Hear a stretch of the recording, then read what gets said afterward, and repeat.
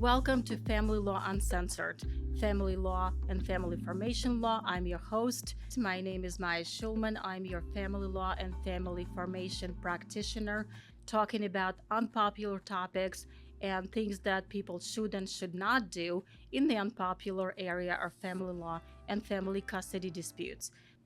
One of the things we will talk about is I will start with an overview of what family law really is. And it's a misnomer.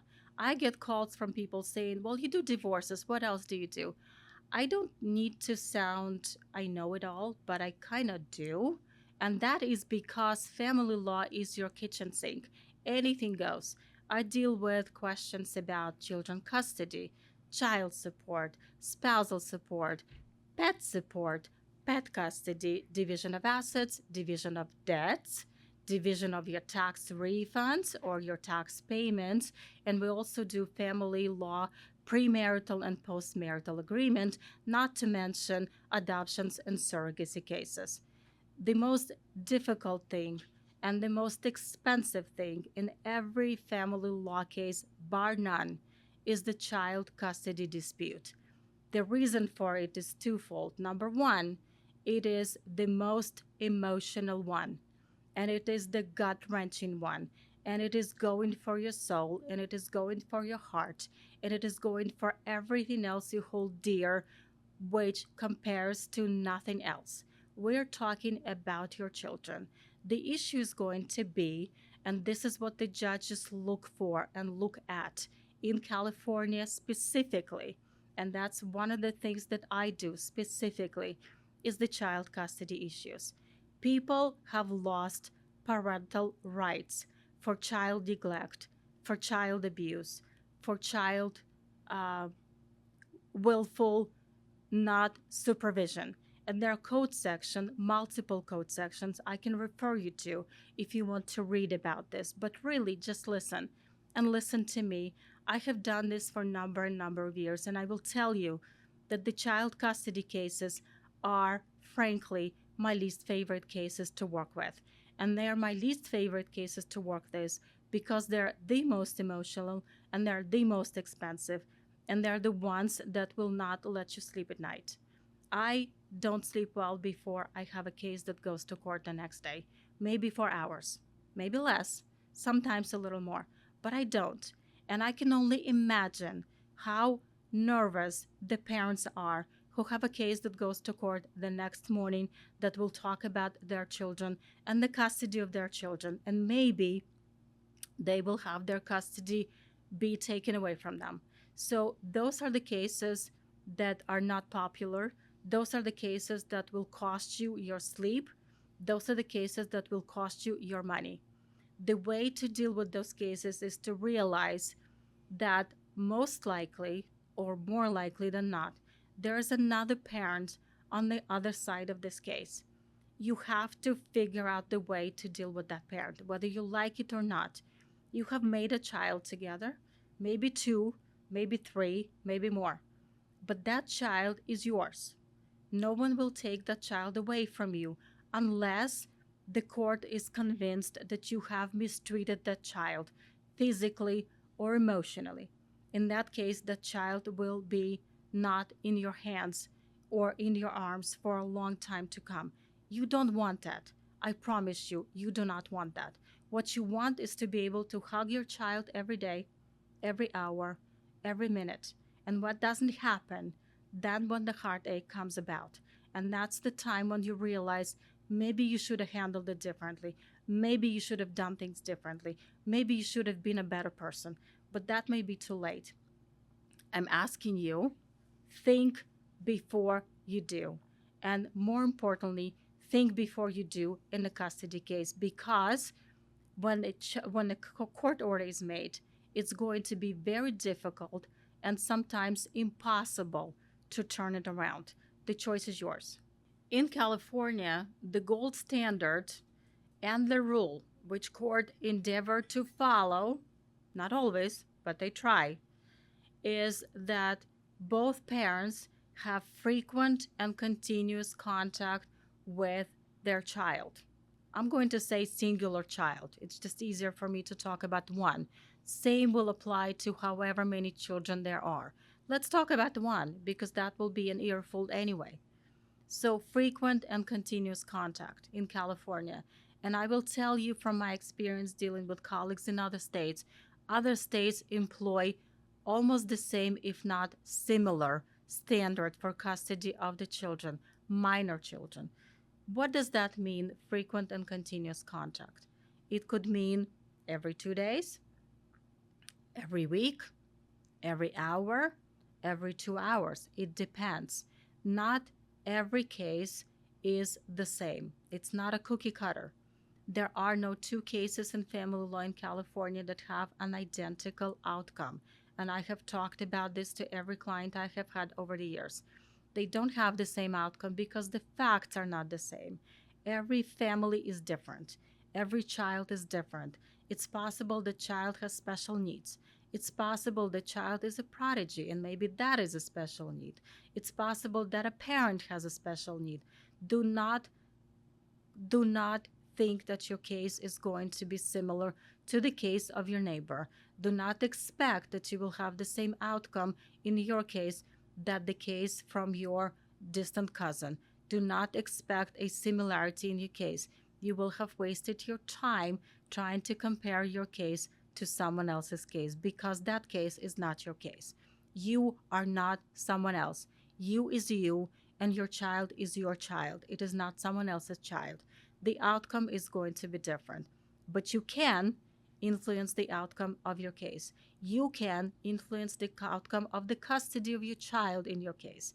To do that, you need to concentrate on the well being of your child in your case because your child is yours and your child is your responsibility. No one else will be responsible for your child. And when you don't take that responsibility, you have to take accountability, understanding that the outcome of the case may have been something you have done. So think about that before you go to sleep at night. To minimize the emotional impact of the child going through the custody battle in your case, any parent, if that parent is child centered, should want to cooperate with another parent because that will send the message to your child that even though mommy and daddy don't live together anymore, they don't hate each other because they love me. I am number one and I should be number one, and I'm going to remain number one because I'm their child. And the parents should send that message to their child by not hating each other openly. You can do it under your breath. It's okay. You're human. You don't have to like everybody every minute of your everyday life. But don't do it openly. Don't do it in front of your child. Don't do it so your child can hear you not liking the other parent. Don't do it. Be kind. Be mindful. Show your child that you love your child no matter what your feelings are about the other parent. Don't show your child that you hate the other side. Don't show your child that you're going to go to court just because the other parent did not drive an extra mile. Don't show your child that you're going to go to court just because the other parent did not pack his lunch. Don't do it because your child will always know. Children do. They are so amazingly smart. They're so uniquely brilliant because they have taken the best from both parents and they left you maybe with nothing, but that's what children do. They take from you every day, and that's why we love them. In California, the gold standard is shared custody. The departure from that standard is going to be deviation from true joint custody to maybe sole custody in favor of one parent to maybe one parent having slightly more time than the other parent. That is probably going to be because the parents can't agree with each other that they should share time with their child. That is probably going to occur when one parent makes allegations against the other parent. Those allegations vary from physical abuse to emotional abuse to mental abuse to verbal abuse. And the final straw is going to be when allegations are so severe that the child dependency court is going to take the case away from family court and take over. And that is not something you want, because that is a whole different court system. In California, that is done in the dependency court in Monterey Park. Totally different judges, totally different lawyers, totally different burden of proof, totally different burden to overcome. And that is not what you want to happen with your child, because if you depart from the gold standard, where the presumption and expectation in California is that the parents will cooperate with each other, anything less than that will land you in the land of hurt. And the only person who will really suffer from that is going to be your child.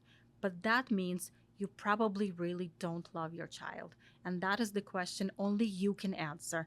No lawyer can ever answer that question for you.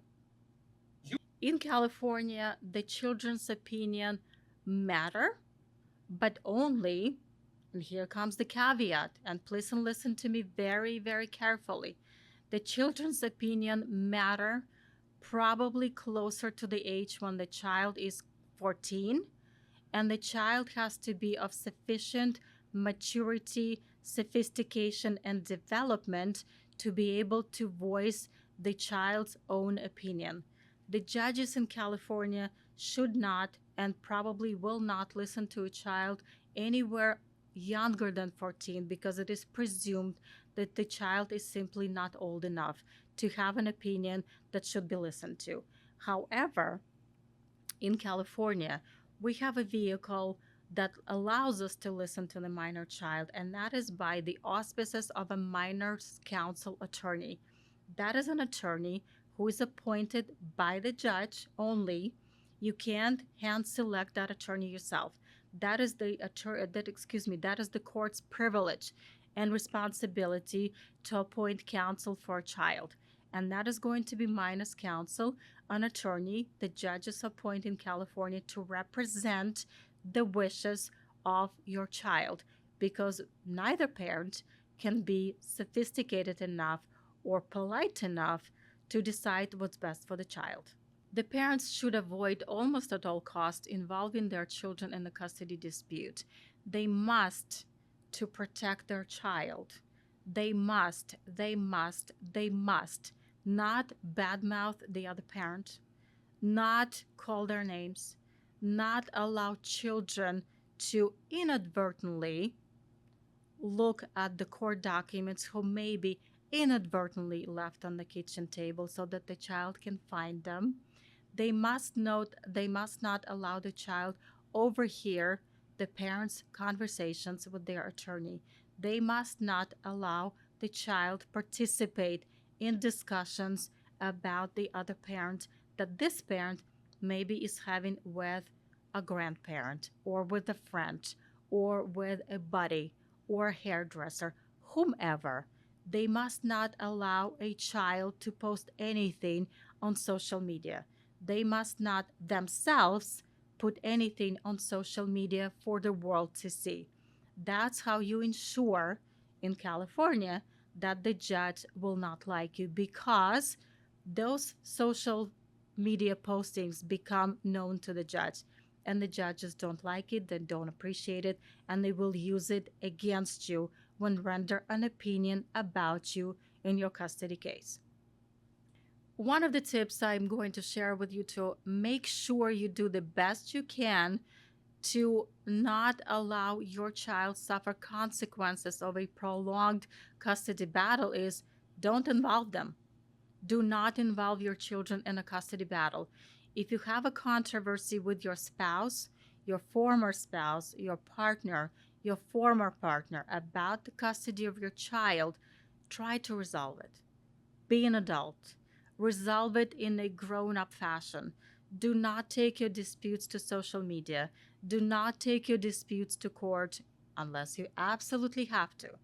Do not call law enforcement unless you absolutely have to if there's harm to your child or yourself. Do not exaggerate what happened, because it is humanly probable that you would want sympathy in your case. And to elicit that sympathy, you will take your disputes out of your house and you will make them public when you really should not. And you will involve your children when you really should not. And you will involve your parents when you really should not. You need to minimize the controversy, not to enlarge it. You need to protect your child, not to expose your child to the court proceedings. And to protect your child, if you have to go to court, you must protect your child from being exposed to court documents, from conversations about court, and from bad mouthing the other parent. This is just the beginning of a conversation. Much more to say, much more to discuss. The podcast is live every week. Please listen, please participate, like, subscribe, call, text, send a pigeon carrier if you want. Do talk to us, do listen to us. Go to my website. And again, Family Law Uncensored. I'm your host, Maya Shulman.